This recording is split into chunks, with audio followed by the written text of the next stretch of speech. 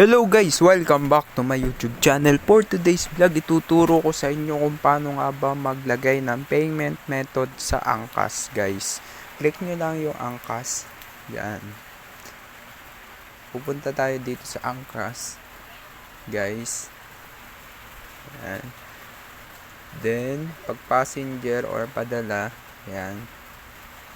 Halimbawa, wala kayo guys cash, gusto nyo ng payment method o mga GCash, bangko, yan, at iba't iba pa guys na bank account guys, yan, pwede dito. Click nyo yung burger icon, yan, yung tatlong guhit sa taas.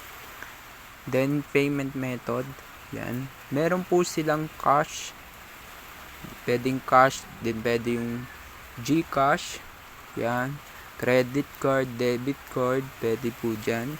Yan, ilagay nyo lang guys dito yung card number, expiration date, CVV. Yan. Lagay nyo lamang doon kung meron kayo guys. Then,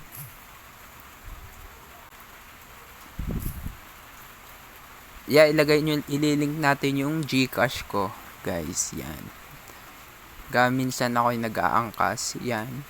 Lagay nyo lang dito guys yung cellphone number ng GCash ninyo, yung number ng GCash nyo, yan, ilagay nyo lamang. Then hihingi yan guys ng OTP, ilagay nyo lamang. Then yung PIN number, MPIN ng inyong GCash, yan, ilagin nyo lamang. Then yan, maglilink na siya sa GCash, yan.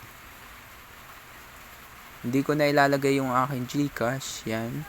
Basta meron po tayong GCash, then debit card and credit card ang available sa Angkas po. Yan. Halimbawa may GCash kayo guys, yan, pwedeng GCash ang ibayad ninyo guys. Yan. Hanggang dito na lang guys. Sana may natutunan kayo. Huwag nyo kalimutang mag-subscribe, like, and share.